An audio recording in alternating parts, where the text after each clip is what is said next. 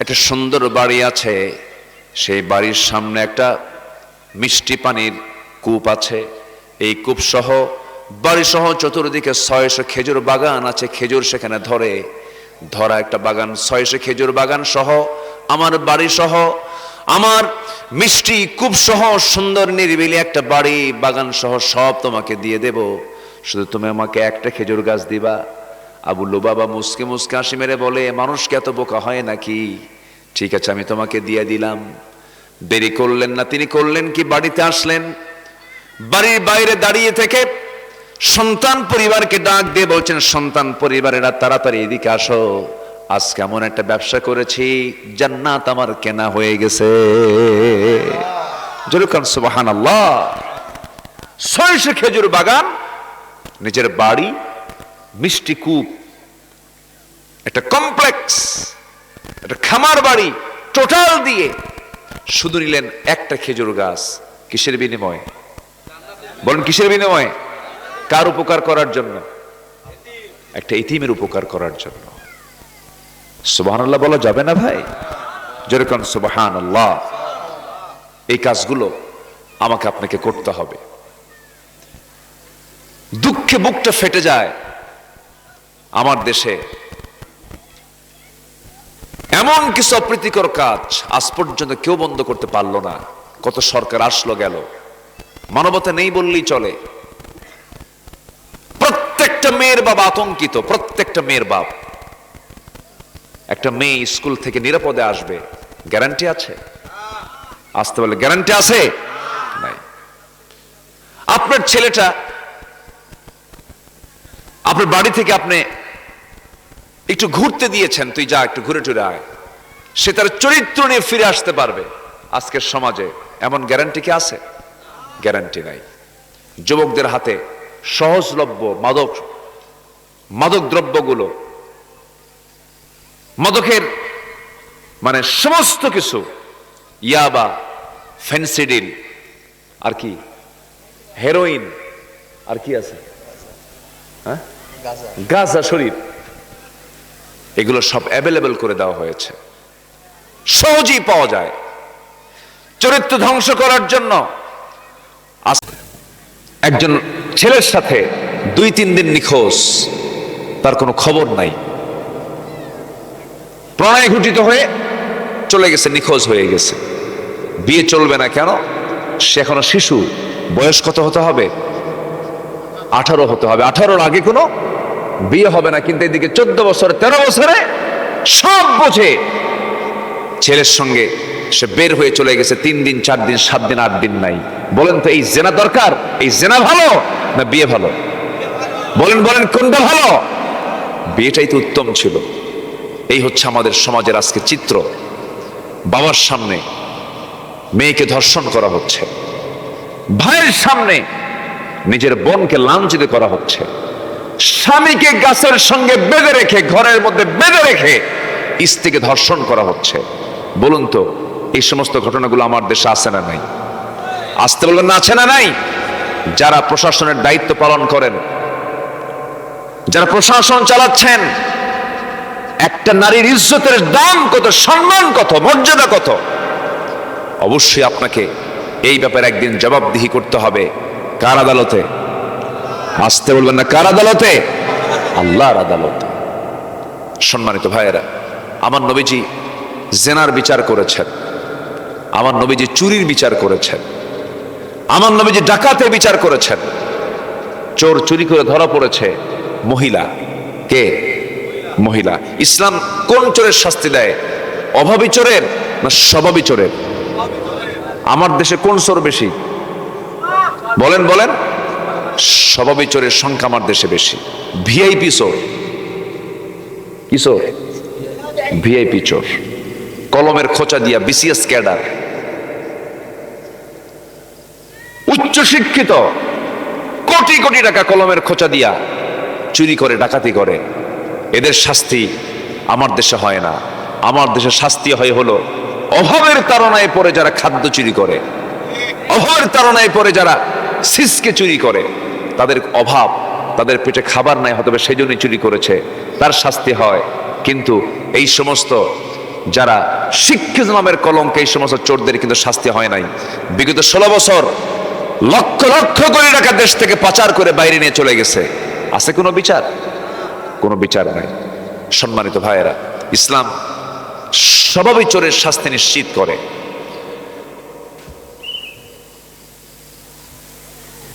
রাকা নামক একটা জনপদ, সিরিয়ার রাকা নামক একটা এলাকা, খলিফা হারুন রশিদের আমলের একটা ঘটনা। এক বৃদ্ধা নারী চুরি করে ধরা পড়ে, খাদ্য চুরি করে। খাদ্য চুরি করার পর তাকে গ্রেফতার করে আদালতে হাজির করা হয়। বৃদ্ধা নারী। তো কোর্টের যিনি বিচারপতি, সেই কোর্টের বিচারপতি নতুন, তাকে পাঠানো হয়েছে। উনি চেয়ারে বসে এই মামলা যখন তার সামনে উপস্থাপন হলো, তখন ওই বৃদ্ধা নারীকে বলা হলো, আপনি কেন চুরি করেছেন? পেটের ক্ষুধার জন্য চুরি করেছি। তো পেটের ক্ষুধার জন্য চুরি করা মানে কি? উনি অবলীলায় স্বীকার করে ফেললেন। তো শাস্তিটাকে লঘু করে বলা হলো, যেহেতু এটা অপরাধ, চুরি করা একটা অপরাধ, তার হাত কাটা হবে না। ইসলামের বিধান কি কটা? হাত কাটা। যেটা স্বভাবই চোর, তার হাতটা কেটে দাও। এটা হচ্ছে ফাকতাউ আইদিয়াহুমা। কিন্তু এই বিচারক তিনি বললেন যে তার হাতটা কাটা হবে না, যেহেতু সে অবলীলায় স্বীকার করে নিয়েছে, আর অভাবের কারণে ক্ষুধার যন্ত্রণা সহ্য করতে না পেরে সে চুরি করেছে। কিন্তু শাস্তিতে দিতেই হবে 50 বেত্রাঘাত এবং সাথে হলো 500 দিরহাম জরিমানা। এই ঘোষণার পর থেকে আদালত থেকে দিয়েই বিচারপতি করলেন কি, বিচারপতির চেয়ার থেকে নামায় গেলেন। নেমে গিয়ে এবার বলে ফেললেন, এই 20 কি বলে 50টা বেত্রাঘাত, আমি ভুল বলেছি, 50টা বেত্রাঘাতের 20টা বেত্রাঘাত তোমরা আমার 2 হাতে মারো, আর বাকি 30টা বেত্রাঘাত ওই মহিলাকে মারা যাবে না। এই শহরের যে মেয়র, প্রশাসনিক কর্মকর্তা, 3 জন যে গুরুত্বপূর্ণ দায়িত্বশীল, তাদেরকে ডাকো, ওদেরকে ভাগ করে, আর বাকি 30টা বেত্রাঘাত ওদেরকে ভাগ করে মেরে দাও, আমাকে আগে সবার আগে মারো। বেত্রাঘাত করার জন্য এক ব্যক্তি যখন হাজির হলো সামনে, তিনি বলছেন, তুমি যখন আমাকে মারতে যাবে, আমাকে বিচারক মনে করে মারবা না, আমাকে আসামি মনে করে মারবা। ইতিহাস লেখে, যখন তার হাতে যখন বেত্রাঘাত করা হচ্ছিল, হাত ফেটে ফিঙ্কিতে রক্ত পড়ছে। একজন বিচারকের হাত দিয়ে ফিঙ্কিতে রক্ত পড়ছে। সুবহানাল্লাহ বলা যাবে না? 50টা বেত্রাঘাত কর্মকর্তাদের উপরে, বিচারকের উপরে প্রয়োগ করা হলো, কারণ আদালতের রায় তো কার্যকর করতে হবে। 500 দিরহামের ভিতরে তিনি বলেন, 100 দিরহামের জরিমানাটা আমি দায়িত্ব নিলাম, আমি বিচারক দায়িত্ব নিলাম, বাকি 400 দিরহাম এই জনপদের যারা দায়িত্বশীল, মেয়র যারা, প্রশাসনিক কর্মকর্তা যারা, তারা এটা এই জরিমানা পূরণ করবে। মহিলাকে নিষ্কৃতি দেওয়া হলো। মাসখানেক পর খলিফা হারুন রশিদ ওই মহিলাকে ডেকে পাঠালেন। মহিলা থরথর করে কাঁপতে কাঁপতে দরবারে যখন হাজির হলেন, খলিফা হারুন রশিদ বলছেন, বুড়িমা, আমরা যদি আপনার খোঁজ খবর নিতাম, আপনি তো খাদ্যের অভাবে জীবন বাঁচানোর কারণে আপনি চুরি করতে যেতেন না, এই দোষ তো আপনার নয়, এই দোষ আমি খলিফা হারুনের। আপনি যদি আজকে আমাকে না মাফ করেন, কিয়ামতের দিন আমাকে এই অপরাধের জন্য জাহান্নামে যেতে হবে। আপনি আমাকে দয়া করে মাফ করে দিন, এই জন্য আমি আপনাকে আমার দরবারে ডেকেছি। সুবহানাল্লাহ বলবেন না? কি শাসন ছিল তাদের, আর আমরা কি শাসন দেখি। সম্মানিত ভাইয়েরা, ওমর ফারুক রাদিয়াল্লাহু তাআলা আনহু, এগুলো তিনি কামল। তিনি রাতের আধারে, গভীর রাত্রিতে একটা প্রত্যন্ত অঞ্চলে ঢুকলেন, একদম নিঝুম একটা পল্লীর মধ্যে ঢুকলেন। ঢোকা মাত্রই দেখেন একটা বুড়ি মহিলা ঘরের মধ্যে একাকিনী বসে আছেন। তার সামনে ওমর ফারুক নিজের পরিচয় গোপন করে বলছেন, বুড়িমা কেমন আছেন? কে ভালো নাই? কেন, কি হয়েছে? কে খলিফা আসছে আমার দেশে, নাম ওমর, কোনো খোঁজ খবর নেয় না, কোনো খোঁজ খবর নেয় না। ওমর ফারুক বলছেন, বুড়িমা আপনার খোঁজ খবর ওমর নেবে কেমনে? এত দূরের রাস্তায় কি আসা যায়? বুড়ি মহিলা কয়, রাস্তা যদি এত দূরই মনে হয়, খলিফা হওয়ার দরকার কি ছিল? কি কথা কি বুঝতেছেন আপনারা? খলিফা হওয়ার দরকার কি ছিল? ওমর ফারুকের চোখে পানি চলে আসছে, কাঁদতেছে, না হারে তাই তো, আমি খলিফাও হব, দায়িত্ব নেব না, এটা তো হতে পারে না। ওমর ফারুক নিজের পরিচয় সম্পূর্ণ গোপন করে বলছেন, বুড়িমা আমি আপনাকে একটা কথা বলতে চাই। কি কথা? আপনি ওমরের বিরুদ্ধে যে বিশাল বড় অভিযোগ দিয়েছেন, অভিযোগটা তোলার জন্য আমি আপনার কাছে কিছু প্রপোজ করব। কি প্রপোজ? আপনি ওমরে ফারুককে মাফ করলে পরে আপনাকে 25 দিরহাম দেওয়া হবে। 25 দিরহাম দিলে পরে আপনি কি মাফ করবেন নাকি? মহিলা মুস্কি হাসি মেরে বলে, হ্যাঁ, আমারে টাকা দিলে আমি তারা মাফ করে দেব। কি কথা বলছেন নাই? ওমরে ফারুক খুশি হলেন। এবার ডাকতেছেন তার সফর সঙ্গী আলীকে, ডাক দেওয়া, আলী এদিকে আসো। সাইয়েদনা আলী আবার মুখ থেকে বের করে ফেলেছেন, আমিরুল মুমিনিন ওমর ফারুক রাদিয়াল্লাহু তাআলা আনহু, আমি আসতেছি। আমিরুল মুমিনিন যখন বলে ফেলেছেন, মহিলার কানে এই শব্দটা চলে গেছে। জিহ্বায় কামড় মেরে মনে মনে ভাবতেছেন, আহারে কার সামনে কোন কথা কই, এটাই তো ওমর ফারুক। এবার মহিলা জড়সড় হয়ে বলছে, আমিরুল মুমিনিন আমার যে বেয়াদবিটা আমি করেছি, আমি আপনার কাছে মাফ চাই। ওমর ফারুক বলছেন, বুড়িমা মাফ চাবেন আপনি কেন? মাফ চাওয়ার দায়িত্ব আমার, আমি আপনার কাছে মাফ চাই। এই যে 25 দিরহাম আপনাকে দিয়ে দিলাম, আর আপনি যে আমাকে মাফ করে দিয়েছেন, এটা আপনাকে শুধু বললেই হবে না। ইতিহাস লেখে তিনি করলেন কি, নিজের জামাটা ছিঁড়ে ফেললেন, নিচের জামা ফেলে জামার উপরে লিখে নিলেন, 25 দিরহামের বিনিময়ে ওমরের উপরে আরোপিত অভিযোগটা আমি উইথড্র করে নিলাম, আমি তাকে মাফ করে দিলাম। সুন্দর করে চিঠিখানা নিয়ে বাড়িতে আসলেন। বাড়িতে এসে সন্তান, স্ত্রী, পরিবার পরিজনকে সামনে নিয়ে বসে চোখের পানি ফেলতে ফেলতে বলছেন, আমার সন্তানরা, যেদিন ওমর দুনিয়া থেকে বিদায় নেবে সেই দিন তোমরা করবে কি, আমার কাফনের কাপড়ের সাথে এই চিঠিখানা জোড়া দিয়ে দিবা, এই চিঠিখানা সহ তোমরা কবরে আমাকে দাফন করে দিবা। কিয়ামতের দিন আমি আল্লাহর সামনে এই চিঠিখানা নিয়ে দাঁড়ায় বলবো, আল্লাহ জনগণ আমার পক্ষে রায় দিয়ে দেখো এই চিঠিটা দিয়েছে, তুমি আল্লাহ আমাকে মাফ করে দিও। জোরে বলেন সুবহানাল্লাহ। কোন পদ নিরাপদ? কোন পদে থাকে নিরাপদ? রাষ্ট্রপতি হওয়া নিরাপদ না অনুগত থাকা নিরাপদ? বলেন। ইমাম হওয়া নিরাপদ না মুসল্লি হওয়া নিরাপদ? বলেন বলেন বলেন। ইমামতি নিরাপদ না মুসল্লি নিরাপদ? মুসল্লি। মুসল্লি মানে হচ্ছেন আপনি একা নামাজ পড়ছেন, আপনার একার দায়িত্ব, আর ইমাম হলো গোটা মুসল্লির দায়িত্ব। গোটা মুসল্লির দায়িত্ব আপনার কাঁধে। আপনার ওযু হয় নাই, সব মুসল্লির বরবাদ, সমস্ত মুসল্লির দায় আপনার কাঁধে চলে আসবে। আমার দেশে নেতা হওয়ার জন্য কামড়া কামড়ি নেতা আছে না নাই? কুত্তা গ্রুপ, শিয়াল গ্রুপ একই দল করে। একটা গ্রুপের নাম কুত্তা আর একটা গ্রুপের নাম হলো শিয়া, আছে না নাই? আসতে বলবেন না, আছে না নাই? যারা নেতৃত্ব নেওয়ার জন্য যারা কামড়া কামড়ি করে, রাসূল বলেছেন ওদের হাতে নেতৃত্ব তুলে দেওয়া হারাম।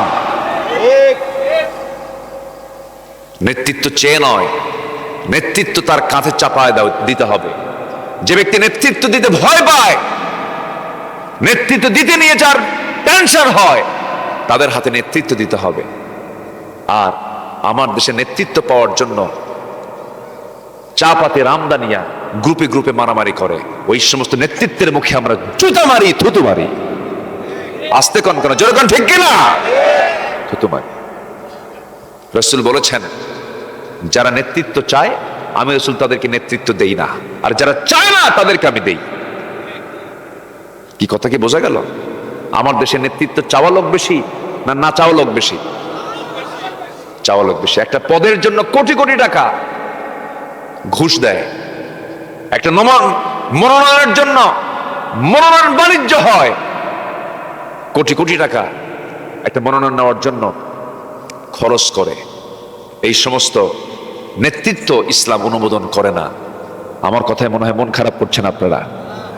আমি একটু অন্যদিকে চলে গিয়েছিলাম, কিন্তু অন্য দিক নাই, এটাই দিক। নেক আমলগুলো আমরা করব, জোরে বলি ইনশাআল্লাহ। তাহলে সফল হওয়ার জন্য 1 নম্বর কাজ হচ্ছে নেক আমল সহ ঈমান। নাম্বার 2 হচ্ছে নফসের পরিশুদ্ধতা আনতে হবে। নাম্বার 3 যেটা আল্লাহ তাআলা বলছেন সফল হওয়ার জন্য শর্ত হলো সত্যবাদী হতে হবে। কি বলেন তো, কি হতে হবে? সত্যবাদী। যার ভিতরে এই একটা গুণ থাকবে, কোথাও কখনো কোনো সময়ের জন্য সে বিফল হবে না। জোরে কোন সুবহানাল্লাহ। মিথ্যা দিয়ে কিছুক্ষণ আপনি বিজয়ী হতে পারেন, মিথ্যা দিয়ে আপনি স্থায়ী বিজয় কখনো অর্জন করতে পারবেন না। ছলচাতুরি করে ক্ষণিকের কিছু বিজয় আনতে পারেন, কিন্তু স্থায়ী বিজয় হবে মিথ্যা দিয়ে না সত্য দিয়ে? বলেন, মিথ্যা দিয়ে না সত্য দিয়ে? সত্য দিয়ে। মিথ্যা দিয়ে কখনো স্থায়ী বিজয় আসতে পারে না। কত ছলচাতুরি করা হলো, কত ইলেকশন গেল, কত কি গেল, জাতি কতবার ধোকার মধ্যে পড়ে গেল। এই 17 বছর যারা ক্ষমতায় ছিল, 17 বছর চিন্তা করে দেখুন, আমরা কত ধোকার কবলে পড়েছিলাম, কত মিথ্যার আশ্রয় নেওয়া হয়েছিল, কত কি করলো, টাকা লোপাট হলো, দেশের টাকা বাইরে পাচার হলো। বলেন তো, এই মিথ্যা ছলচাতুরি করে তাদের কোনো লাভ হয়েছে? কোনো লাভ হয়নি। মিথ্যার ভিতরে কোনো সফলতা আর থাকতে পারে না। সফলতা থাকবে একমাত্র সত্যের মধ্যেই। আমরা সত্যবাদী হব, জোরে বলি ইনশাআল্লাহ। নাম্বার 4, আমরা মুত্তাকি হব। সফল হওয়ার জন্য মুত্তাকি হতে হবে, পরহেজগার হতে হবে। আমরা ভয় করব জীবনের সকল কাজে। কার ভয় করব? হারাম কাজের দিকে যাব না। কার ভয়ে? হালাল কাজ করব। কার জন্য? আল্লাহর জন্য।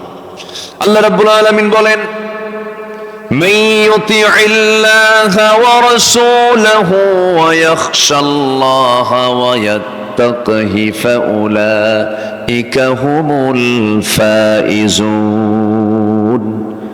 আল্লাহ রাব্বুল আলামিন বলেন, যারা আল্লাহ এবং নবীজির আনুগত্য করবে এবং আল্লাহকে ভয় করবে, আল্লাহ রাব্বুল আলামিন বলেন এই সমস্ত বান্দাগুলোই হচ্ছে সফল বান্দা। জোরে বলে সুবহানাল্লাহ। ফাউলাইকা হুমুল ফাইজুন, ক্বাদ আফলাহ, মুফলিহুন, তুফলিহুন। আল্লাহ পাক এই শব্দগুলো ঘন ঘন বিভিন্ন জায়গায় বলে দিয়েছেন। তাকওয়াটা কি? তাকওয়া মানে হলো বেঁচে থাকে। তাকওয়া মানে হলো হারাম থেকে নিজেকে গুটিয়ে রাখা। তাকওয়া মানে হলো সমস্ত হারাম কাজকে বর্জন করে চলা। এবং এই তাকওয়া কিন্তু বাইরে থাকে না, এই তাকওয়াটা হলো ভিতরের বিষয়। আত-তাকওয়া হা হুনা, আত-তাকওয়া হা হুনা ভিতরে থাকে। আমার বন্ধুগণ, তাকওয়াটাকে একটু কয়েকটা উদাহরণ দিলে পরে বিষয়গুলো স্পষ্ট হয়ে যাবে। ওমরে ফারুক রাদিয়াল্লাহু তাআলা আনহু, তার প্রসঙ্গ যখন চলে আসলে একটু বলেই ফেলি। তিনি বসে আছেন, রাষ্ট্রের কিছু খেজুর আসছে, সেই খেজুরগুলো কার্টুনের মধ্যে আছে, ইনটেক করে রাখা হয়েছে, খোলা হয় নাই। সেই খেজুরের কার্টুন থেকে তার ছোট্ট একটা ছেলে, ছোট্ট বাচ্চা, নাবালক বাচ্চা, একটা খেজুর সেখান থেকে বের করে মুখের মধ্যে তুলে নিয়েছেন। মুখের মধ্যে তুলে নেওয়ার সঙ্গে সঙ্গে ওমরে ফারুক বললেন, কে এদিকে আসো। সন্তানকে কাছে নিয়ে মুখের মধ্যে নখ ঢুকায় দিয়া খেজুরটা মুখ থেকে বের করে আবার কার্টুনে রেখে দিয়ে বলছে, মায়ের সন্তান, মায়ের কোলে তাড়াতাড়ি চলে যাও। সন্তান কেঁদে কেঁদে মার কোলে গিয়ে যখন এই কথা বলে ফেলেছে, ওমরে ফারুক রাদিয়াল্লাহু তার স্ত্রী বললেন, আমিরুল মুমিনিন, খেজুর নয় একটা সন্তান একটা হাতে তুলেই নিয়েছে, কিন্তু আপনি কেন ওই খেজুরটা মুখ থেকে বের করে আবার সেখানে রেখে দিলেন? খেজুরটা আমরাও কিছু অংশ পাবো। সেই সময় একটা খেজুর নয় আমরা কমই নিলাম, কিন্তু আপনি বাচ্চার সঙ্গে এমন রূঢ় আচরণ করলেন কেন? এটা আমি পছন্দ করলাম না। ওমরে ফারুক বলছেন, স্ত্রী, তোমার সন্তানের প্রতি দরদ আছে, আমার কি সন্তানের প্রতি দরদ না? আমারও দরদ আছে, কিন্তু সন্তানটা যে কার্টুন থেকে একটা খেজুর নিল, সেই খেজুরটা সে মুখের মধ্যে নিল, আমরা খেজুরের অংশটা পাবো, কিন্তু আমাদের অংশের মধ্যে আমার সন্তান যে খেজুরটা নিয়েছে, ওই খেজুরের ওই অংশ, ওই খেজুরটাই আমার অংশে আসবে, তার গ্যারান্টি নাই। এই জন্য আমি এই খেজুরটা তার মুখ থেকে বের করে এটা আমি খেজুরের জায়গায় রেখে দিয়েছি। সুবহানাল্লাহ বলা যাবে না? এটার নাম তাকওয়া। এটার নাম কি? তাকওয়া। ওমর ফারুক তার ছেলে ঘোড়া কিনেছেন। কি কিনেছেন? আগের যুগে ঘোড়া কিনতো, আজকের যুগে যেমন হুন্ডা কেন, আগের যুগে মানুষ কি কিনতো বলেন? ঘোড়া কিনতো। ঘোড়া একটা আস্তা বলে, অনেক বড় বড় বাড়িতে 4, 5টা, 6টা, 7টা পর্যন্ত ঘোড়া থাকতো, কাজের জন্য ঘোড়া রাখা হতো। ঘোড়া কিনেছেন ওমর ফারুকের ছেলে। ছোট্ট ঘোড়া কিনে বাড়িতে রেখে ধীরে ধীরে বড় করে সেই ঘোড়াটা আবার বিক্রি করে ফেলবেন। ব্যবসার নিয়তে ঘোড়া কিনেছেন, ছোট্ট ঘোড়া, কিন্তু ঘোড়াটার ঘাসটা হলো ওমর ফারুকের বাড়ির পিছনে রাষ্ট্রের জায়গার উপরে ঘাস হয়, সেই ঘাসটা খেয়ে খেয়ে ঘোড়াটা বড় হয়েছে। ঘোড়াওয়ালা হলো ছেলে আব্দুল্লাহ, ছেলে ওমর ফারুকের ছেলের ঘোড়া হলো ছেলের। আর ঘোড়া সেই ঘোড়াটা খাবার খায় হলো রাষ্ট্রের জায়গার ঘাস। 2-3 বছর ঘাস খেয়ে ঘোড়াটা বড় হয়ে গেছে। সেই ঘোড়াটা বিক্রি করার জন্য চলে গেছে সন্তান। ঘোড়া বিক্রি করে বাড়িতে আসার সময় তিনি ঘরের দরজার সামনে দাঁড়ায় থেকে বলছে, আমার সন্তান ঘোড়া কি করেছে? ঘোড়া বিক্রি করেছি। কত টাকা দিয়ে বিক্রি করলা? এত টাকা দিয়ে বিক্রি করলাম। কিনছিলা কত টাকা দিয়ে? এত টাকা দিয়ে। বিক্রি করলে এত টাকা। লাভ হয়েছে কত? এত টাকা। এই লাভের অংশটুকু তুমি তোমার পকেটে তুলতে পারবে না, কারণ এই লাভের যে অংশটুকু রাষ্ট্রীয় কোষাগারে জমা হবে, কারণ তুমি যে ঘোড়াটা বড় করেছ তোমার নিজের ঘাস দিয়ে নয়, রাষ্ট্রের জায়গায় গড়ে ওঠা ঘাস দিয়ে তুমি এই ঘোড়াটা বড় করেছ। অতএব রাষ্ট্রের ঘাস আর তোমার ঘোড়া, যেহেতু রাষ্ট্রের ঘাস খেয়ে ঘোড়া বড় হয়েছে, এটার যে প্রফিটের যে অংশ, লভ্যাংশটা, তুমি এটার মালিক হতে পারো না। এই সম্পূর্ণ লভ্যাংশটা রাষ্ট্রীয় কোষাগারে জমা হতে হবে। সুবহানাল্লাহ বলা যাবে না। এটার নাম তাকওয়া। এটার নাম কি? তাকওয়া। এক বোতল মধু এনেছেন, রাষ্ট্র থেকে তিনি মধু পেয়েছেন, 4টা ভাগ 5টা ভাগ হবে। প্রতিবেশী 4জন 4 অংশ পাবে, 1 অংশ মরে ফারুক পাবেন। সেই বোতলটা, মধুর বোতলটা নিয়ে সেই স্ত্রীর সামনে বলছেন, স্ত্রী এই মধুটা ভাগ করো, 5টা ভাগ হবে, 1টা ভাগ আমাদের, বাকি 4টা ভাগ প্রতিবেশীর হবে। স্ত্রীর হাতে মধুর বোতলটা হস্তান্তর করার পরে তিনি বলছেন, স্ত্রী মন খারাপ করো না, মধুর বোতলটা আমি তোমাকে ভাগ করতে দেব না, তুমি আমাকে মধুর বোতলটা দিয়ে দাও। বলুন তো এমন আচরণ যদি কোনো স্বামী তার স্ত্রীর সঙ্গে করে, লাগবে কিনা? আপনাদের মনে লাগে টাগে না? আওয়াজ তো খুব কম পাইলাম। লাগে? লাগে। যার লাগে না তার সংসারই নেই, আর যার সংসার আছে তার লাগে। স্বামী স্ত্রীর মধ্যে একটু দ্বন্দ্ব হয় না ভাই? হয় কি না? হয়। এক্ষেত্রে বেশি ধৈর্যের পরিচয় দেবে কে? স্ত্রী না স্বামী? দেন কিচ্ছু কয় না, হুজুর বইয়ের কথা বলে দেন। স্বামী স্ত্রীর মধ্যে নেতাকে বলেন, স্বামী স্ত্রীর মধ্যে ইমামকে, তাও কথা কয় না। নামাজ পড়াবে কে? স্বামী স্ত্রী নামাজে দাঁড়াইছে, ইমাম কে হবে? এখন তো জোরে ঠিকই বলতেছেন। হ্যাঁ, তাহলে স্বামী এবং স্ত্রীর ভিতরে নেতা হচ্ছেন স্বামী। তো পরিবারে যদি স্বামী স্ত্রীর মধ্যে কোনো দ্বন্দ্ব লাগে, কোনো ভুল বোঝাবুঝি হয়, সবচেয়ে বেশি ধৈর্যের পরিচয় দেবে কে? কিন্তু এমন ধৈর্যের পরিচয় দেয়, রাগের ঠেলায় এক বৈঠকে বলে ফেলে, যা 3 তালাক দিয়ে দিলাম। এত ধৈর্য। তালাক টালাক দিয়া পরে আমাদের ফোন দিয়ে বলে, হুজুর কাম তো সারছে, কি মার্ডার কেস, কি মার্ডার করছেন হুজুর? বউরে তো 3 তালাক দেওয়ার নিয়ম, 100 তালাক দিয়ে দিচ্ছে। তালাক টালাক দিয়ে আমাদের কাছে ফতুয়া যায়, হুজুর বউটা এখন কেমনে ফেরত নেওয়া যায়? আমার বাচ্চা আছে, আমি রাগের মাথায় তালাক দিছে। আচ্ছা, কেউ কি মোহাব্বত করে তালাক দেয়? কেউ বলে, বউ এদিকে আসো তো, বউ আমি তোমাকে খুব ভালোবাসি, বউ তোমার তালাক দিলাম, এরকম করে তালাক দেয়? আচ্ছা বলেন তো, তালাকের বিষয় কি মোহাব্বতের না রাগের? আচ্ছা, রাগে যদি কেউ কাউকে খুন করে, কেউ মরে না? বলেন মরে কিনা বলেন? ঠান্ডা মাথাও যদি কেউ কাউকে খুন করে তাও মরে, রাগের মাথা মারলো কি মরে যায়? তো মার্ডার তো মার্ডারই। রাগের মাথায় তালাক দিছে, রাগের মাথায় তালাক দিয়েছেন তো কি হয়েছে? তালাক টালাক দিয়ে কান্দে, আবার বলে, হুজুর এটা ফেরতের ব্যবস্থা করা যায় কিনা? মানে তালাকটা এত কমন হয়ে গেছে। সেদিন এক মহিলা আমাকে ফোন দিয়ে বলে, হুজুর আমার স্বামী সকালেও তালাক দেয়, বিকেলেও তালাক দেয়, আমি কি আসি না নাই? এই মেজাজ নিয়ে, এই রাগ নিয়ে আপনি ইমান টিকে রাখবেন না। আপনাকে ধৈর্যের পরিচয় দিতে হবে। স্বামী স্ত্রীর মধ্যে গন্ডগোল, এক স্বামী আসছেন বিচার চাইতে ওমর ফারুকের কাছে। তো বাইরে কাচারি ঘরে বসে আছেন, কাচারি ঘর বোঝেন তো, বাইরের যে ঘর, আউটডোর, ড্রয়িং সাইডে বসে আছেন, ড্রয়িং রুমে বসে আছেন। তো বিচার প্রার্থী হয়ে গেছেন হলো স্বামী স্ত্রীর মধ্যে দ্বন্দ্ব, এটা মিটানো যায় কেমনে? ওমর ফারুকের বাড়িতে গিয়ে দেখেন ওমর ফারুকের সাথে তার স্ত্রীর বাকবিতণ্ডা চলতেছে।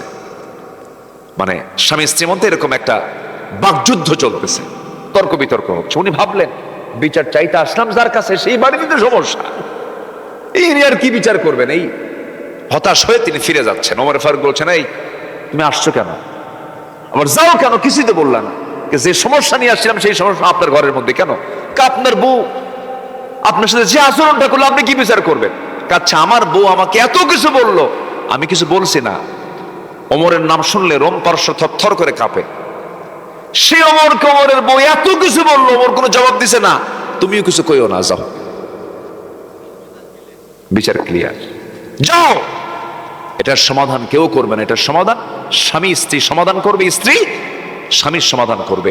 এই জায়গায় যারা মানুষ ঢুকায় এটা বোকা, নির্বোধ, বোঝে না। স্বামী স্ত্রীর দ্বন্দ্ব মেটানোর জন্য তাদের নিজেরা দুজনই যথেষ্ট এই দ্বন্দ্ব মেটাতে হবে। কারণ স্বামী স্ত্রী হচ্ছে একটা পৃথিবী, একটা কি পৃথিবী। আল্লাহ তুমি স্বামী স্ত্রীর মধ্যে মোহাব্বত তুমি আল্লাহ বাড়ায়া দাও। জোরে বলি আমিন, আরো জোরে বলি আল্লাহুম্মা আমিন।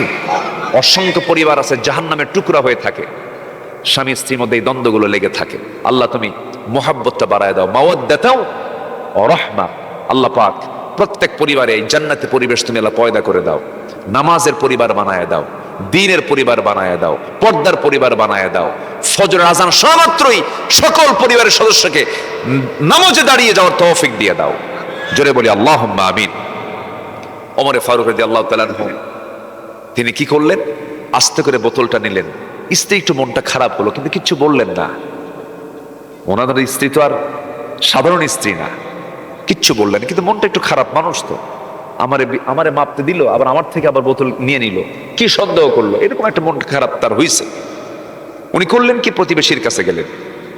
প্রতিবেশীর কাছে গিয়ে বললেন, এই প্রতিবেশী, তুমি এই বোতলটার ভিতরে মধু 5টা ভাগ করো, একটা ভাগ আমাকে দিয়ে দাও, আর বাকি 4টা ভাগ তোমরা 4জন পরিবার তোমরা গ্রহণ করে নাও। করলেন কি? নিজের অংশের মধুটা নিজে নিয়ে এসে স্ত্রীর সামনে দাঁড়িয়ে বলছেন, স্ত্রী আমার, আমি তোমাকে দারুণ মোহাব্বত করি, আমি তোমাকে ট্রাস্ট করে বিশ্বাস করি, আমি তোমাকে সন্দেহ করে তোমার কাছ থেকে মধুর বোতলটা নেই নাই। তুমি আমার পরিবার চালাও, আমার পরিবারের সন্তানদের খাবার দাবারের আয়োজন করো, সংসারের সমস্ত কাজগুলো করো। আমি রাষ্ট্র চালাই, তুমি আমার পরিবার চালাও। তুই যদি আমার পরিবার না চালাতি, আমি রাষ্ট্র নামক এই বিশাল দায়িত্ব পালন করতে পারতাম না। স্ত্রী, আমি তোমার কাছ থেকে মধুর বোতলটা নেওয়ার উদ্দেশ্য হলো, মধু যখন তুমি ভাগ করতে যাবে, সেই মধু ভাগ করতে নিয়ে, মধু হলো তরল জিনিস, সেই তরল মধু ভাগ করতে নিয়ে সমান সমান হলো, কিন্তু হাত দিয়ে যখন মধুটা ভাগ করতে যাবে, সেই মধুর 2 ফোঁটা, 1 ফোঁটা, 3 ফোঁটা মধু নিজেদের হাতে লেগে থাকবে। নিজেদের হাতে 1 ফোঁটা, 2 ফোঁটা, 3 ফোঁটা মধু বেশি আসুক এটা চাই নাই মনে করে মধু ভাগের দায়িত্ব আমি অন্যের কাঁধে চাপায়া দিয়েছি। কেউ কি সুবহানাল্লাহ বলবেন না? এটা হচ্ছে তাকওয়া। কারো কোনো হক নষ্ট না করা, বোনের হক বোনকে বুঝায় দেওয়া, ভাইয়ের হক ভাইকে বুঝায় দেওয়া, বান্দার হক বান্দাকে বুঝায় দেওয়া, বাপমার হক আদায় করা, স্ত্রী হক আদায় করা, সন্তানের হক আদায় করা, বাবার হক আদায় করা, এগুলো হচ্ছে তাকওয়ার গুরুত্বপূর্ণ দিক। আল্লাহ পাক বোঝার তৌফিক দান করুন।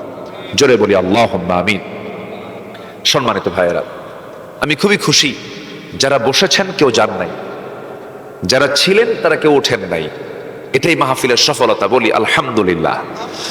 একজন নবী ছিলেন নূহ আলাইহিস সালাতু ওয়াস সালাম, নাম শুনছেন তো?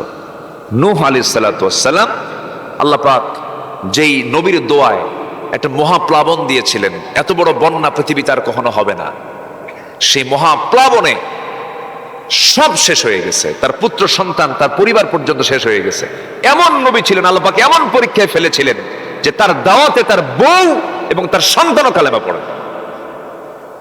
কম কথা, বউটাও শোনে নাই, সন্তানও শোনে নাই। ইন্নী দাউতু কওমি লাইলাও ওয়া নাহারা, আমি নূহ আলাইহিস সালাতু ওয়াস সালাম দিনে রাতে দাওয়াত দিয়েছে। 900 বছর ইসলাম কবুল করেছে মাত্র 80 থেকে 90 জন। হতাশার কোনো কারণ নাই। লোকজন বেশি হওয়া, লোকজন কম হওয়া, এটা আমাদের দেখার বিষয় নয়।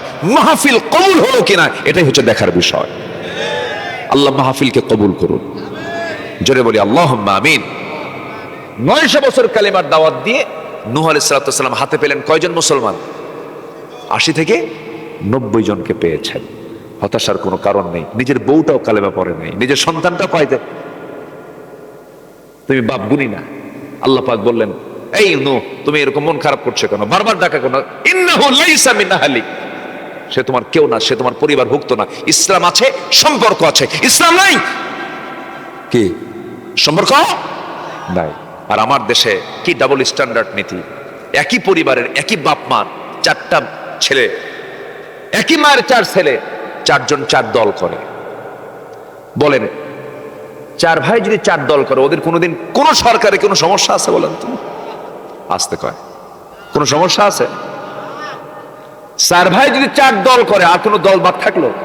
একই পরিবারের সব দলই আছে, যখন যে দল ক্ষমতায় আসে বাকি তিন ভাই কয়, ভাই দেখিস কি ঠিক আছে, 5 বছর তোদের কোনো সমস্যা নাই। এরকম চোর আছে আমার দেশে? আমাদের দেশে এমন চোর আছে?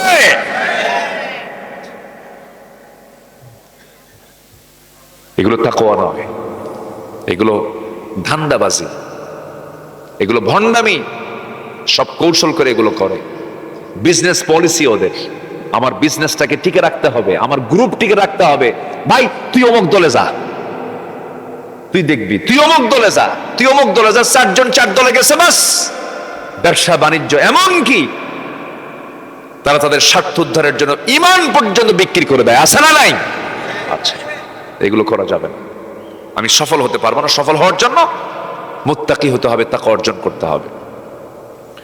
নাম্বার 5 হলো ধৈর্যশীল হব। আমরা জীবনের সকল জায়গায় আমরা কি ধৈর্য হারা হব না, ধৈর্যশীল হব?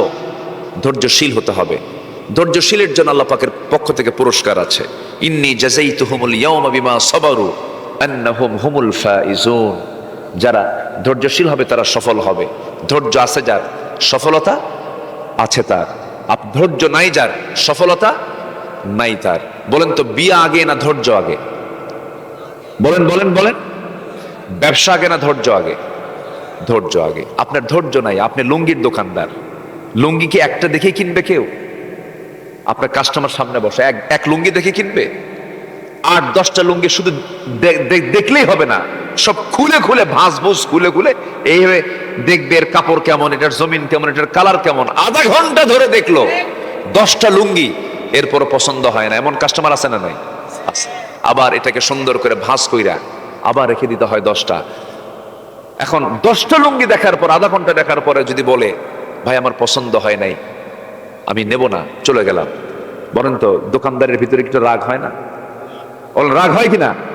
যদি কেউ প্রকাশ করে, ওর কি ব্যবসা হবে? যদি কেউ প্রকাশ করে তাহলে কি ব্যবসা হবে? ভিতরে ভিতরে চলবে কিন্তু কিচ্ছু কবে না, একটা মুস্কি হাসি মারবে, তাও ইচ্ছার বাইরে অভিনয় করে, হ্যাঁ ঠিক আছে, কিন্তু ভিতরে ভিতরে চলে যাচ্ছে। এটা ব্যবসার পলিসি। আর যদি কেউ এরকম মনে করে যে 10টা লুঙ্গি আধা ঘন্টা ধরে দেখালাম, তুই কিনবি না কেন, তোকে আলাইহি ওয়াসাল্লাম। নাম্বার 6 হলো আল্লাহ এবং রাসূলের আনুগত্য করতে হবে। জীবনের এক জায়গায় না সব জায়গায়? বলেন, এক জায়গায় না সব জায়গায়? আল্লাহর হুকুম মেনে চলবো শুধু নামাজে না সমাজেও? নামাজে, সমাজে, আইন কানুনে, চলা ফেরায়, আচার আচরণে, প্রত্যেক ব্যবসা বাণিজ্যে, লেনদেন, সবকিছুতে আল্লাহর হুকুমকে মেনে চলাই হচ্ছে আনুগত্য। রাসূলের সুন্নাহকে মেনে চলতে হবে। সূরাতে, সিরাতে, ভিতরে বাহিরে, পোশাকে, আমলে, আচরণে, সব জায়গায় আনুগত্য হবে একজন ব্যক্তির, তিনি হচ্ছেন মুহাম্মদ সাল্লাল্লাহু আলাইহি ওয়াসাল্লাম। আনুগত্য থাকতে হবে, তাহলে আমি সফল হতে পারবো। আল্লাহ রাব্বুল আলামিন বলেন, ومن يطع الله ورسوله فقد فاز فوزا عظيما। যে ব্যক্তি আল্লাহ এবং রাসূলের যারা আনুগত্য করবে সে হবে মহা সাফল্যে সাফল্যবান। জোরে বলি সুবহানাল্লাহ। নাম্বার 7 হলো সৎ কাজের যারা আদেশ দিবি, অসৎ কাজের যারা বাধা প্রদান করবে তারা সফল। আল্লাহ রাব্বুল আলামিন বলেন, ওয়ালতাকুম মিনকুম উম্মাতুন ইয়াদউনা ইলাল খায়রি ওয়া ইয়া'মুরুনা বিল মা'রুফ ওয়া ইয়ানহাউনা আনিল মুনকার ওয়া উলাইকা হুমুল মুফলিহুন। জোরে বলুন আল্লাহু আকবার। নাম্বার 8 হলো যারা তওবা করবে তারা হবে সফল।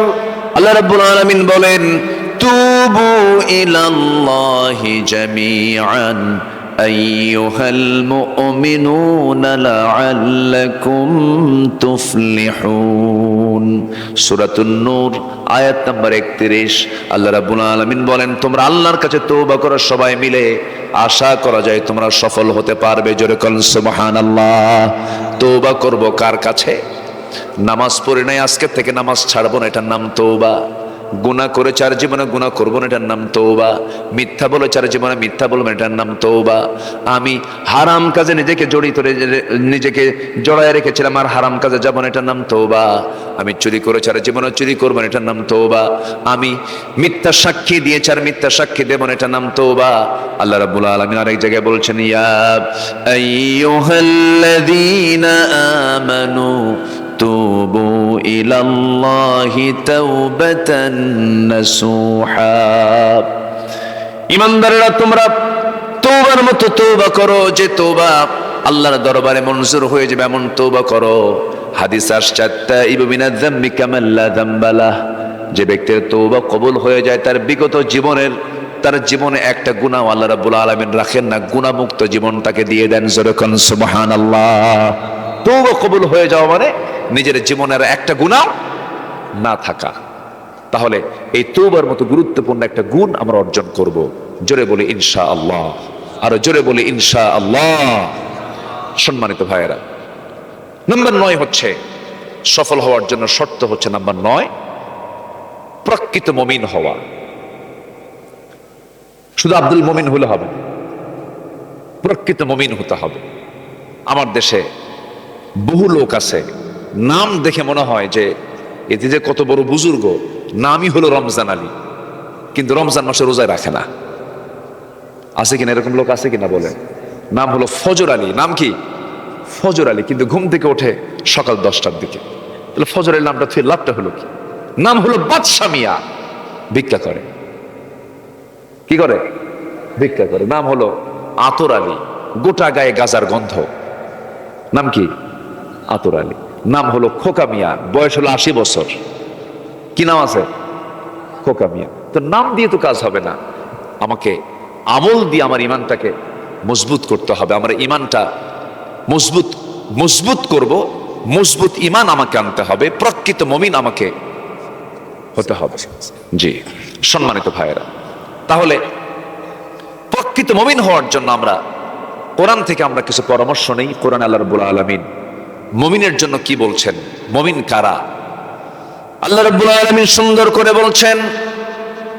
শুধুমাত্র যদি আমরা এই কয়েকটা আয়াতকে ফলো করে চলি, এই আয়াতগুলো আমাকে জান্নাতের দরজায় পৌঁছায় দেবে। আল্লাহ রাব্বুল আলামিন বলেন, قد أفلح المؤمنون الذين هم في صلاتهم خاشعون والذين هم عن اللغو معرضون والذين هم للزكاة فاعلون والذين هم لفروجهم حافظون إلا على أزواجهم أو ما ملكت أيمانهم فإنهم غير ملومين فمن ابتغى وراء ذلك فأولئك هم العادون والذين هم لأماناتهم وعهدهم راعون والذين هم على صلواتهم يحافظون أولئك هم الوارثون الذين يرثون الفردوس هم فيها خالدون জোরে বলুন আল্লাহু আকবার। কোন বান্দা সফল, কোন মুমিন সফল? যার মধ্যে 7টা গুণ পাওয়া যাবে। হাতের কড়াগুলো গুনে গুনে সবাই মুখস্থ করে রাখি। 7টা গুণ যার মধ্যে পাওয়া যাবে সে হলো প্রকৃত মুমিন। নাম্বার 1 হলো নামাজ যার মনোযোগের সঙ্গে আদায় হবে, খুশুর সঙ্গে যার নামাজটা হবে। নাম্বার 2 হলো যারা মুখে বাজে কোনো কথা আনবে না, মুখে যারা অপ্রয়োজনীয় অপ্রাসঙ্গিক অতিরঞ্জিত কোনো কথা, বাজে কথা যারা মুখ থেকে যারা বের করবে না, আল্লাহ রাব্বুল আলামিন বলছেন তারা হলো সফল ব্যক্তি। 1 নম্বর হলো নামাজটাকে যারা সুন্দর করবে, জিহ্বাকে যারা বিশ্রাম দেবে বাজে কোনো কথা না বলে। নাম্বার 3 হলো ওই সমস্ত বান্দা সফল যারা যাকাতটা ঠিক মতো আদায় করবে। আমার দেশে যাকাত চালু না সুদ চালু? হ্যাঁ, এরা কেমন সুদ টুত নাই? হ্যাঁ, আচ্ছা, সুদ আছে? হ্যাঁ। তাহলে সুদের মহাজন তো শয়তান। সুদের মহাজন কি? শয়তান। শয়তান আছে যেখানে সুদ আছে সেখানে। সুদ মারাত্মক গুনাহ। সুদের কারবারটা এত বড় ভয়ঙ্কর যে সুদের সঙ্গে যে সম্পৃক্ত থাকে তার সর্বনিম্ন গুনাহ হলো নিজের মার সঙ্গে জেনায় লিপ্ত হওয়া। এটা কত বড় ভয়ঙ্কর অপরাধ, অথচ এটাকে আমরা খুব সহজে রাষ্ট্রীয়ভাবে স্বীকৃতি দিয়ে বসে আছি। আমার দেশে মদের লাইসেন্স দেওয়া হচ্ছে, সুদের বৈধতা দেওয়া হচ্ছে, আমার দেশে জেনার লাইসেন্স দেওয়া হচ্ছে। আছে না নাই বলেন তো? আছে। এই সমস্ত নোংরামি থেকে জাতিকে উদ্ধার করার জন্য অবশ্যই জমিন আল্লাহর বিধানের কোনো বিকল্প নাই। আল্লাহর বিধানের বিকল্প আছে বলেন তো? আমরা সমাজে চালু চাই সুদ না যাকাত? সুদ না যাকাত? যাকাত। সুদ হচ্ছে সমাজটাকে কুড়ে কুড়ে শেষ করে ফেলে, আর যাকাত হচ্ছে সামাজিক ভারসাম্য, অর্থনৈতিক ভারসাম্যকে টিকে রাখে। সুদ হচ্ছে শয়তানের বিধান, আর যাকাত হলো কার বিধান? আল্লাহর বিধান। নাম্বার 3 চলে গেল। নাম্বার 4 হলো যারা লজ্জাস্থানের হেফাজত করে, যারা স্ত্রী ব্যতীত, বৈধ সম্পর্ক ব্যতীত, যারা হারাম কাজে যারা নিজের যৌবনকে নষ্ট না করে, তারা হচ্ছে মুমিন বান্দা। এই জন্য আমার বন্ধু আল্লাহ রাব্বুল আলামিন জিনাকে নিষেধ করার জন্য কত সতর্কমূলক হুকুম করেছেন। ওয়ালা তাকরাবুস জিনা ইন্নাহু কানা ফাহিশাতাও ওয়া সাআ সাবিলা। তোমরা জেনার নিকটে যেও না। জেনার নিকট কি? জেনার নিকট কাজ হলো মেসেঞ্জারে নক দেওয়া। Messenger, Imo, Line, Viber, WhatsApp, Instagram, Kurigram. কি কথা কি বুঝতেছেন? এগুলো হচ্ছে জেনার নিকটবর্তী কাজ। আপনার বন্ধু কখনো মহিলা হতে পারে না। বন্ধু কি মহিলা হতে পারে? বন্ধুর বন্ধু কি হবে? বন্ধু হবে, পুরুষ হবে। বন্ধুর বন্ধু হবে, বান্ধবীর বান্ধবী হবে। কিন্তু বন্ধুর কখনো বান্ধবী হতে, একটা নারীর, একটা পুরুষের কাছে একটা নারী, পরনারী কখনো নিরাপদ থাকতে পারে না। এটা পৃথিবীর আধুনিক যারা বুদ্ধিজীবী তারাও এটা বলতে বাধ্য হয়েছেন।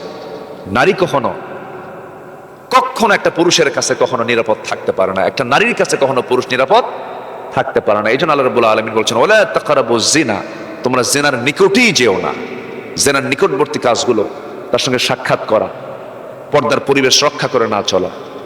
আজকে আমাদের দেশে যে বিয়ের অনুষ্ঠানগুলো হয়, আমি তো মনে করি এটা বিয়ের অনুষ্ঠানগুলোর যে চিত্র, বলুন তো সেখানে কি বিয়ে যে একটা শরীয়তের কাজ, ওখানে কি শরীয়ত রক্ষা হয় না শরীয়ত ভঙ্গ হয়?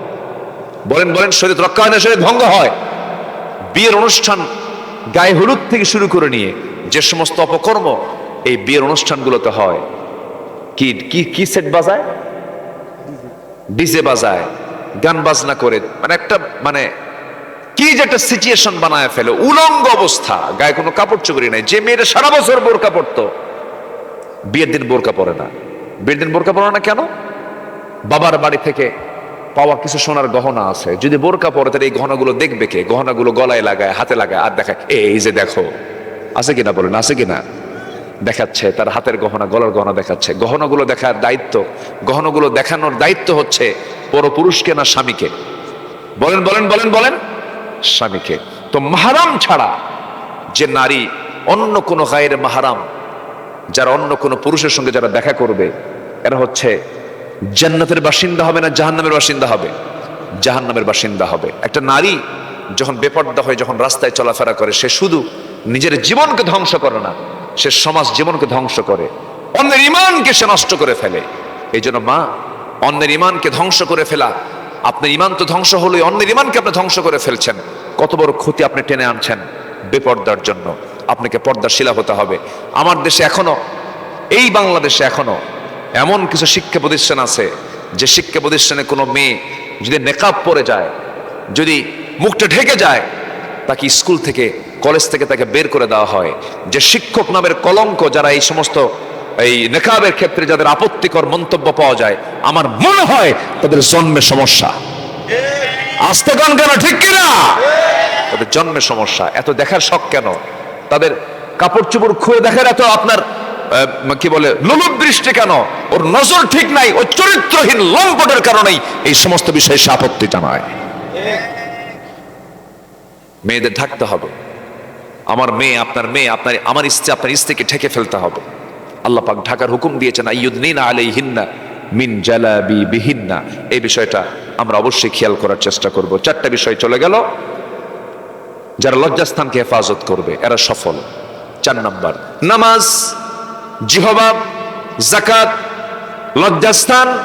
নাম্বার 5 হলো ওয়াল্লাযীনা হুম লিআমানাতিহিম ওয়া আহদিহিম রাউন। যারা আমানত ঠিক রাখবে। কি ঠিক রাখবে বলেন? আমানত ঠিক রাখবে। চাকরি করেন একজনের, এটা একটা আমানত, খেয়ানত করা যাবে না। আপনি নামাজ পড়াচ্ছেন, এটা একটা আপনার জন্য দায়িত্ব, আমানত। নামাজের হক আদায় করে আপনাকে নামাজ পড়তে হবে। আপনার স্বামী হয়েছেন, আপনি স্ত্রী আপনার কাছে একটা আমানত। আপনি স্ত্রী, আপনার স্বামী আপনার কাছে একটা আমানত। দেখবেন অনেক স্বামী আছে নিজের বউটাকে নিয়ে গোটা দুনিয়াবাসীকে দেখায়। এমন স্বামী তো মনে হয় খুলনা জেলায় নাই। আছে? নিজের বউকে উলঙ্গ করে দেখায়, আছে এগুলো? হুন্ডায় চড়ে দেখায়, আছে কি না? আছে, অসংখ্য। আচ্ছা, বউ কি ব্যক্তিগত সম্পদ না জাতীয় সম্পদ? রাগ করতেছেন নাকি আপনারা? এটা পার্সোনাল বিষয়। আমার স্ত্রী, আমি দেখব সেই বউটাকে একদম ডেকোরেশন করে, একদম মাথার চুল থেকে পার গোড়ালি পর্যন্ত চুল সাজায়, কপাল সাজায়, ভ্রু সাজায়, নাক, চোখ, মুখে লাগায় হলো কয়েক কেজি ময়দা, আটা ময়দা লাগায়। এ আছে কিনা বলেন? আটা ময়দা লাগায়, এরপর লাল একখান শাড়ি পরায়া স্বামী করে কি, একটা হুন্ডা নেয়। সে হুন্ডা যেন তেন হুন্ডা না, এখনকার হুন্ডার তো যত দামি হুন্ডা তত সিট কম। এবং সে হুন্ডার সিট কোথায় কোন সিট এটা খুঁজে পাওয়া মুশকিল। কি R15 আরো কি আছে। তো এই হুন্ডা দেখবেন ওই সিট, ড্রাইভিং সিট হলো আন্ডারগ্রাউন্ড, আর প্যাসেঞ্জার সিট হলো 3 তলা। তো ড্রাইভিং সিটের স্বামী বসে, ও নিচতলায় থাকে, আর বউটাকে উঠায় দেয় পিছনের সিটে, 3 তলায় বসে থাকে। লাল শাড়ি পরায়া, লাল লিপস্টিক লাগায়া বলে দিল, যাও চলো আমরা আজকে রূপসার ব্রিজ দিয়ে একটু ঘুরে আসি। 2 লাখ খান টান, কিন্তু টান দিলে পরে হুন্ডার সাউন্ড হয় না। আগের হুন্ডাগুলো ভটভট আওয়াজ হতো, হোন্ডা কোম্পানির। এখন তো হুন্ডা যেগুলো, এগুলো ইঞ্জিন সাউন্ড খুবই স্মুথ, কম হয়। তার সাউন্ড কম হলে তো মানুষ আর তাকাবে না। হুন্ডার দোকানদার মেকারকে গিয়ে বলে পাইপ খুলে ফেলে, স্যালেঞ্জার যেটা আছে ওটা খুলে ফেলে, তখন তো আওয়াজ একদম বিকট আওয়াজ হয়। এবার 2 লাখ খান টান, এক টানে রূপসা ব্রিজ, এত ভটভট আওয়াজে সব চতুর্দিকে তাকায় থাকে। জাতীয় সম্পদ দেখো আমি নিয়ে যাচ্ছি। নাউজুবিল্লাহ বলবেন না? যেরকম নাউজুবিল্লাহ। এই সমস্ত বিকৃত রুচির, বিকৃত চিন্তার মানুষ কিছু সমাজে আছে না নাই? আমানতের খেয়ানত হয়ে গেল। এগুলো করা যাবে না। আল্লাহ পাক প্রত্যেকটা পরিবারকে দ্বীনি অনুশাসন মেনে চলার তৌফিক দান করো। বিশেষ করে সমাজের ভিতরে যে চরম ঘাটতি নারীদের ভিতরে, পর্দার অনুপস্থিতি, এটা অত্যন্ত বিব্রতকর, অত্যন্ত রীতিমতো একটা আপত্তিকর বিষয়। আপনার যৌবনকে আপনি নিজে সুন্দর করে ঢেকে রাখবেন, আপনার সৌন্দর্যকে আপনি ঢেকে রাখবেন। যে আম উপরের চামড়া খুলে যদি কোনো আম বিক্রি করতে নাই, কেউ টাকা দিয়ে কিনবে না। ওর কাছে আসবে হলো সেই মাছি, যে মাছি পচা জায়গায় বসে। ঠিক কিনা বলেন? দিনাজপুরের লিচু ফল বিক্রেতা যদি উপরের পর্দা খুলে নিয়ে বিক্রি করতে বসে, কেউ টাকা দিয়ে কিনবে না। পর্দা খোলাও শেষ, ওর দামও শেষ। আমের উপরের পর্দাও খোলা শেষ, ওটার দামও শেষ, কেউ টাকা দিয়ে কিনবে না। যখন নারী তার শরীর থেকে কাপড় যখন খুলে ফেলবে, তার দাম থাকে না, তার দাম চলে যায়, তার দামটা চলে যায়। এই বিষয়ে আমরা সতর্ক থাকার চেষ্টা করব। আল্লাহ পাক সেই তৌফিক সবাইকে দান করুন। জোরে বলি আল্লাহুম্মা আমিন। সম্মানিত ভাইয়েরা, এরপর যারা ওয়াদা ঠিক রাখবে, নাম্বার শেষ হচ্ছে নামাজ দিয়ে শুরু, নামাজ দিয়ে শেষ। যারা নামাজের ব্যাপারে যত্নশীল হবে, আল্লাহ রাব্বুল আলামিন বলেছেন এই 7টি গুণে গুণান্বিত যারা, উলাইকা হুমুল ওয়ারিসুন আল্লাযীনা ইয়ারিসুনাল ফিরদাউসা হুম ফিহা খালিদুন। আল্লাহ পাক বলছেন আমি তাদেরকে জান্নাতুল ফিরদাউসের ওয়ারিস বানায় ফেলবো। জোরে বলে আল্লাহু আকবার।